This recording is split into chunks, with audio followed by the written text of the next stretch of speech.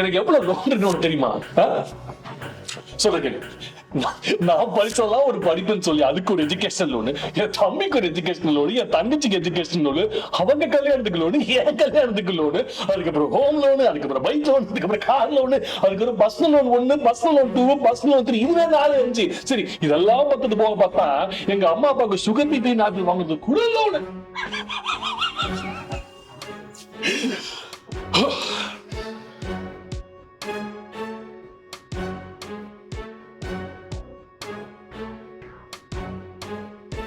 இதுக்கப்புறம் வரப்போற ஜெனரேஷன் என்ன பண்ண போறாங்கிறது எனக்கு தெரியும்.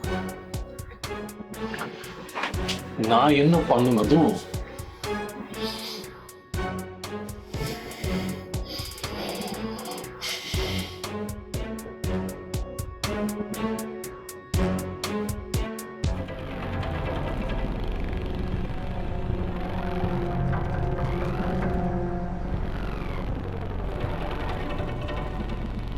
இந்நுலகம் மறுதளித்து என்னுலகம் செல்ல விருப்பமோ இல்லையேல் உயிர் உடலாகி உருவெடுத்த மாபிறவியை இவ்வுடல் அழித்து மறு உயிரெடுக்க திண்ணமோ இன்றியமையாத பிறவி பெருங்கடலின் கரைகடக்க சிறு படகாய் வந்தேன்.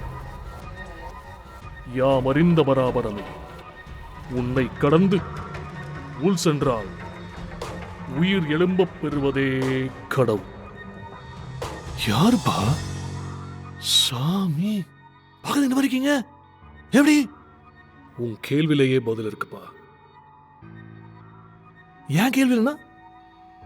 நான் இப்போ நிறைய விஷயம் பேசியிருந்தேன், நீங்க இதை பத்தி சொல்றீங்க. இருக்கட்டும், என்னையே இப்ப கூப்பிட்ட. யாரு? நானா? நீங்க வேற, உங்களை நான் கூப்பிடல. இப்போ நீ என்கிட்ட தானே பேசிட்டு இருந்த.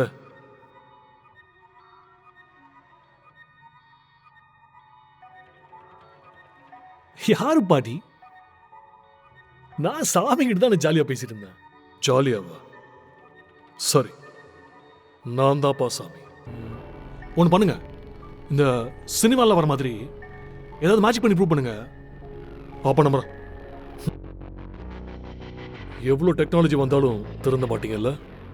அதெல்லாம் ஓல்டு கிமிக்ஸ். லேட்டஸ்ட் ஸ்டைல் ஒன்று பண்ணுறேன்.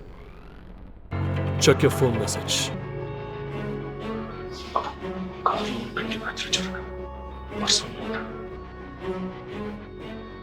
சாமி, உண்மையான கடவுளே நீங்க தான் சாமி. என்ன கொடுமை சார்.